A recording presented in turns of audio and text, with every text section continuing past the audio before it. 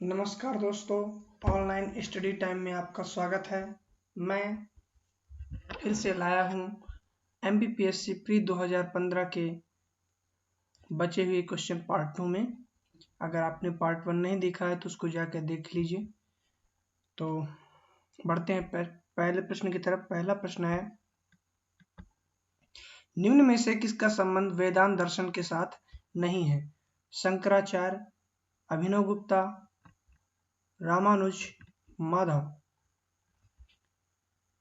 तो इसका सही उत्तर है अभिनव गुप्त। अभिनव गुप्त का संबंध वेदांत दर्शन के साथ न होकर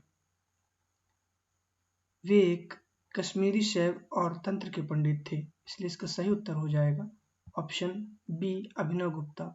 इनका संबंध वेदांत दर्शन से नहीं है। अगला प्रश्न, संविधान सभा द्वारा स्थापित मौलिक अधिकारों और अल्पसंख्यकों हेतु सलाहकार समिति के अध्यक्ष कौन थे? तो जो संविधान सभा बनाई गई थी और उसमें मौलिक अधिकार और अल्पसंख्यकों हेतु सलाहकार समिति के अध्यक्ष बनाए गए थे।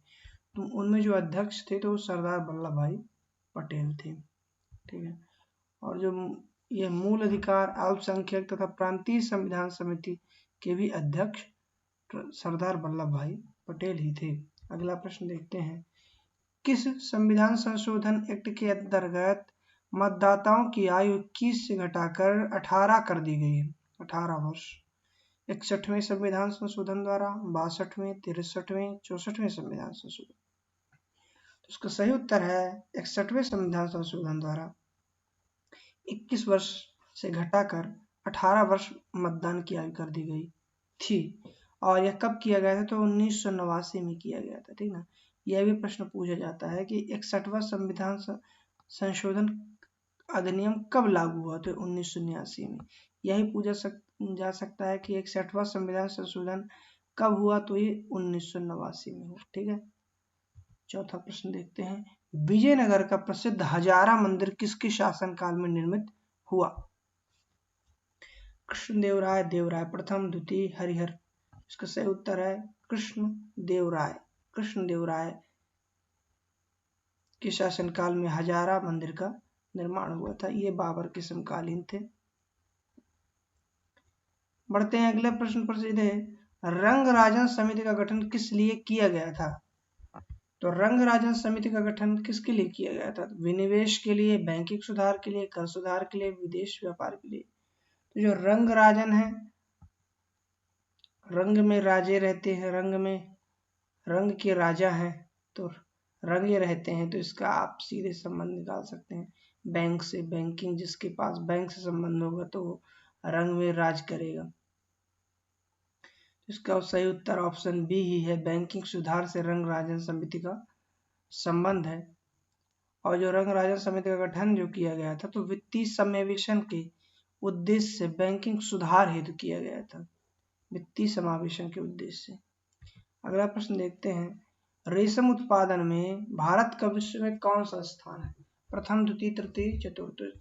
तो रेशम उत्पादन में भारत का विश्व में द्वितीय स्थान है और यह चीन के बाद है। रेशम उत्पादन में चीन का प्रथम स्थान है और तीसरे स्थान पर उज्बेकिस्तान है रेशम उत्पादन में। अगला प्रश्न देखते हैं, भारतीय संविधान के किस अनुच्छेद में चुनाव आयोग का उल्लेख किया गया है?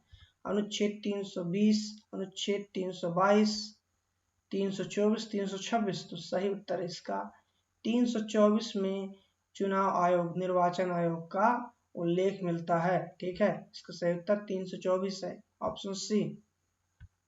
अगला प्रश्न देखते हैं, ओजोन परत संरक्षण दिवस कब मनाया जाता है?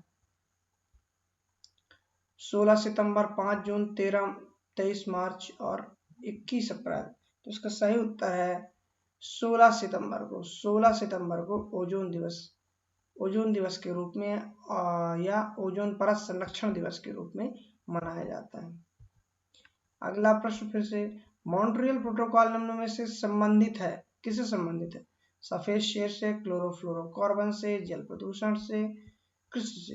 तो इसका संबंध किससे है? तो क्लोरोफ्लोरोकार्बन से है। जो मॉन्ट्रियल प्रोटोकॉल का संबंध ओजोन परत के संरक्षण से था। ठीक है। वैसे इसका जो संबंध है वो ओजोन परत के संरक्षण से था और जिसका क्लोरोफ्लोरोकार्बन की वजह से क्षरण हो रहा है। तो क्लोरोफ्लोरोकार्बन के कम उपयोग करने को लेकर मॉन्ट्रियल प्रोटोकॉल को बनाया गया था। ठीक है, सीधे बढ़ते हैं आगे प्रश्न। इसका सही उत्तर ऑप्शन बी है, क्लोरोफ्लोरोकार्बन। अगला प्रश्न देखते हैं, निम्न में से चिपको आंदोलन का नेता माना जाता है? मेधा पाटकर, बाबा आमटे, सुंदरलाल बहुगुणा, किरण बेदी। तो सुंदरलाल बहुगुणा इसका सही उत्तर ऑप्शन सी, चिपको आंदोलन से संबंध सुंदरलाल बहुगुणा का है। चिपको आंदोलन वृक्षों की कटाई को रोकने के लिए सुंदरलाल बहुगुणा के नेतृत्व में चलाया गया था और यह आंदोलन तत्कालीन उत्तर प्रदेश के चमोली जिले से प्रारंभ किया गया था। चिपको आंदोलन कहाँ से प्रारंभ किया गया था? तो उत्तर प्रदेश के चमोली से प्रारंभ किया गया था। अगला प्रश्न देखते हैं, red data book, red list से संबंधित संगठन कौन सा है? UTS, IUCN, IBWS, WWC। तो इसका सही जो संबंध है रेड डाटा बुक का, वो संकटग्रस्त प्रजातियों की एक लिस्ट है और उस लिस्ट में रखा गया संकटग्रस्त प्रजातियों को। इसका संबंध IUCN से है। ठीक है, तो IUCN का जो मुख्यालय है वो स्विट्जरलैंड में है और ये 1948 में गठित हुआ था और ये ग्लैंड स्विट्जरलैंड में IUCN का मुख्यालय बनाया गया है। इसका फुल फॉर्म जो है तो international union for conservation of nature है, IUCN, international union for conservation of nature. ठीक है, बढ़ते अगले प्रश्न की तरफ। हेलोफाइट अच्छी वृद्धि करते हैं, तो जो हेलोफाइट पौधे हैं कहाँ अच्छी वृद्धि करते हैं?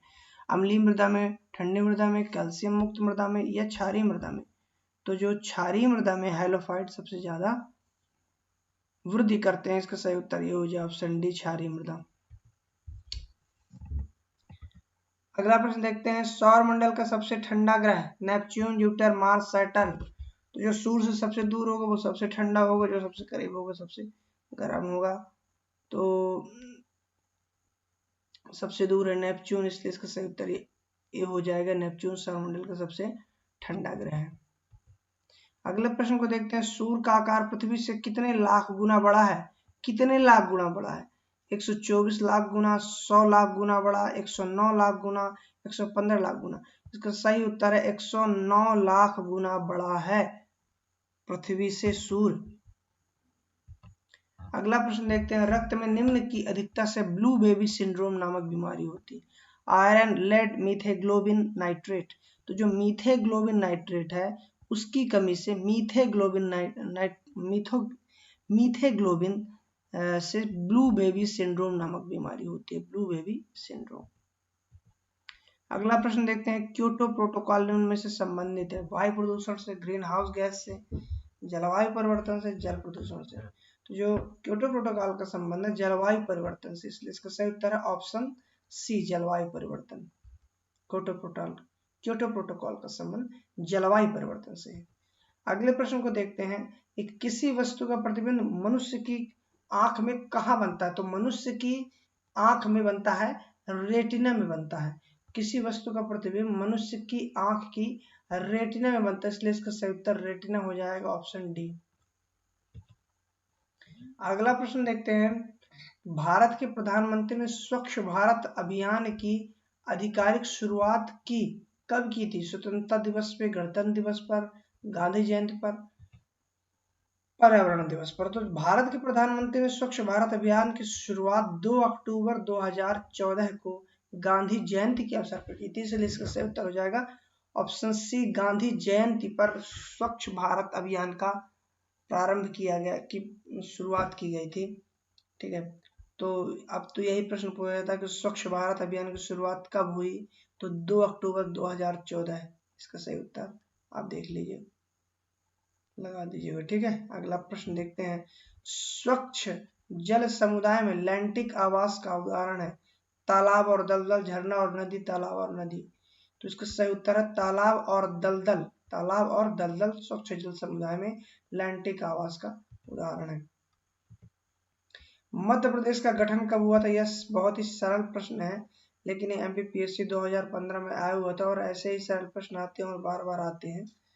तो हम उनको याद कर लें अच्छे ढंग से। तो 1 नवंबर 1956 को मध्य प्रदेश का गठन हुआ था, जबकि 1 नवंबर 2001 को मध्य प्रदेश से छत्तीसगढ़ अलग हुआ था। इसलिए 1 नवंबर 2001 को 2000 को 1 नवंबर 2000 को मध्य प्रदेश का पुनर्गठन हुआ था। लेकिन इसका सही उत्तर है मध्य प्रदेश का गठन कब हुआ था, तो 1 नवंबर 1956 में, ऑप्शन सी। अगला प्रश्न देखते हैं, मध्य प्रदेश के किस जिले को ग्रेफाइट उत्पादन के लिए जाना जाता है? शिवपुरी, सतना, मुरैना, बैतूल। तो इसका सही उत्तर है बैतूल। बैतूल को ग्रेफाइट उत्पादन के लिए जाना जाता है, ऑप्शन डी सही हो जाएगा। और ग्रेफाइट से जो बनते हैं तो पेंट, बैटरी, पेंसिल का निर्माण होता है। स्नेहक के रूप में लुब्रिकेंट की चिकनाई के लिए भी इसका ग्रेफाइट का उपयोग किया जाता है। यह एमपीपीएससी में पूछा जा चुका है प्रश्न कि ग्रेफाइट का उपयोग स्नेहक के रूप में किया जाता है। अगला प्रश्न देखते हैं, न्यूक्लियर बम निम्न में से किसका न्यूक्लियर बम बनाने के लिए निम्न में से किसका उपयोग किया जाता है? जिर्कोनियम, यूरेनियम, मोलिब्डेनम, वेनेडियम। तो आपको पता है यूरेनियम एक है जो न्यूक्लियर बम बनाने का उपयोग किया जाता है, न्यूक्लियर यूरेनियम। अगला प्रश्न देखते हैं, मध्य प्रदेश में जीवाश्म राष्ट्रीय उद्यान स्थित है। तो जी जीवाश्म राष्ट्रीय उद्यान है तो वो कहाँ है? वो मंडला में है। ठीक है, ऑप्शन बी हो जाएगा इसका सही उत्तर। मध्य प्रदेश का जीवाश्म राष्ट्रीय उद्यान क्या, तो मंडला में। अगला प्रश्न, मध्य प्रदेश में वर्तमान में सिंचाई क्षमता लगभग कितने लाख हेक्टेयर है? तो इसका सही उत्तर ये है 44.94%। आप इसको 44.94 लाख हेक्टेयर, इसको आप याद कर लीजिएगा। अगला प्रश्न देखते हैं, मध्य प्रदेश में सागौन के वन कुल वन क्षेत्रफल के लगभग कितने प्रतिशत भाग पर पाए जाते हैं? 17.8, 20.6, 27.8, 33%। तो जो 17.8% पर सागौन के वन पाए जाते हैं। ठीक है, इसका सही उत्तर हो जाएगा ऑप्शन ए।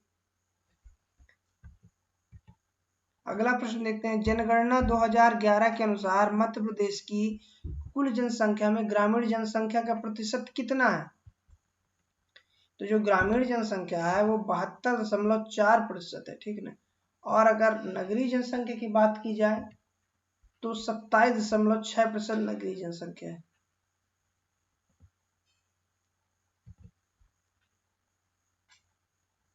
अगला प्रश्न देखते हैं, जनगणना 2011 के अनुसार मध्य प्रदेश में सर्वाधिक स्त्री पुरुष अनुपात वाला जिला कौन सा है? तो यह बालाघाट है। 10:21 है यहाँ का लिंग अनुपात। इसका सही उत्तर हो जाएगा ऑप्शन डी बालाघाट। मध्य प्रदेश में अफीम की खेती किस जिले में होती है? तो यह प्रश्न पिछले वर्ष भी पूछा गया था और इस वर्ष भी पूछा गया है, और बहुत सारे ऐसे प्रश्न हैं जो बार बार पूछे जा रहे हैं, इसलिए हमको एमपीपीएससी के पूरे क्वेश्चन पेपर अच्छे ढंग से लगा लेना चाहिए। तो इसका सही उत्तर है मंदसौर, ऑप्शन सी मंदसौर में अफीम की खेती होती है। तो वीडियो देखने के लिए धन्यवाद। प्लीज़ वीडियो को लाइक कीजिए, कमेंट कीजिए, दोस्तों के साथ शेयर कीजिए और चैनल को सब्सक्राइब कीजिए। और हम ऐसे ही बहुत सारे वीडियो लाते रहते हैं, तो प्लीज़ कीप वॉचिंग।